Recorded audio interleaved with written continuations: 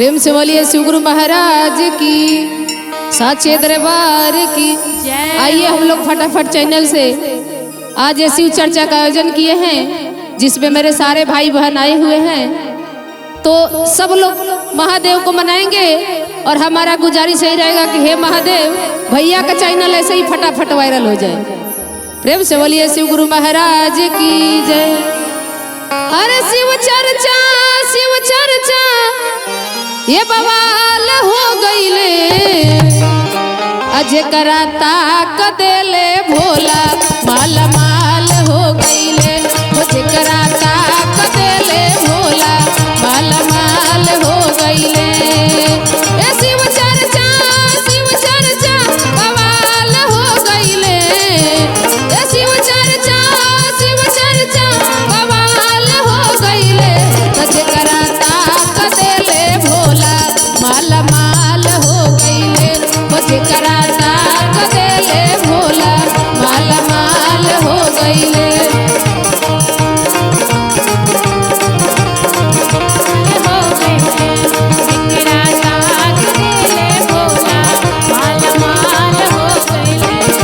और देखी का कहे के बा ए पहिला में दया मंगले भैया हरिंदर।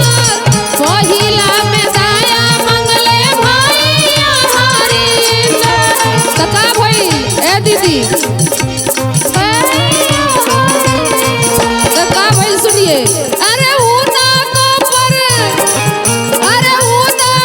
पर भोला में हरबान हो गईले।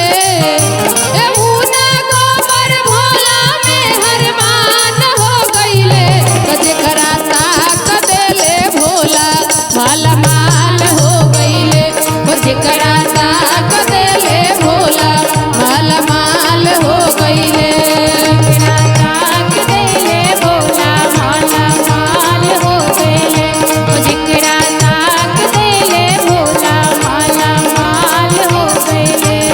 और सुनिए दीदी शिव गुरु का तो महिमा बहुत परम्पार बा।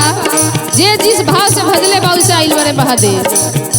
ए दूसरा में दया मंगली दीदी नीलामा दीदी।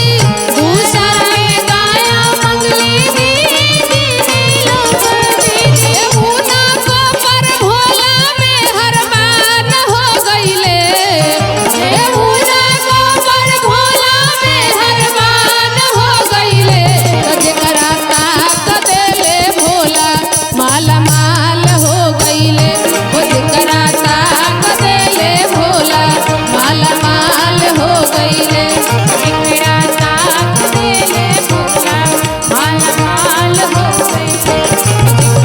और का कहे के बा शिव चर्चा के माध्यम से कि हे शिव गुरु महाराज रवाई और ये फटाफट चैनल का ऐसे वायरल कर दी कि भैया हमारा रातों रात में करोड़पति बन जाए।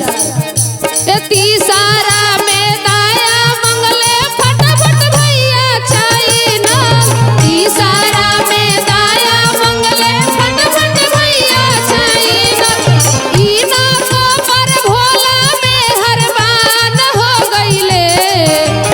इना को पर भोला में हरबान हो गईले कजे कराता कदेले भोला माला माल हो गईले कजे कराता कदेले भोला माला माल हो गईले।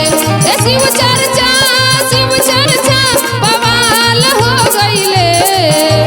शिव चर्चा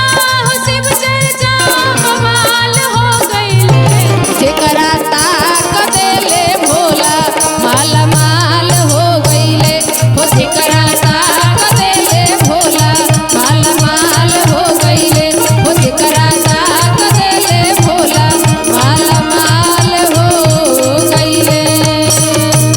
प्रेम से बोली शिव गुरु महाराज की।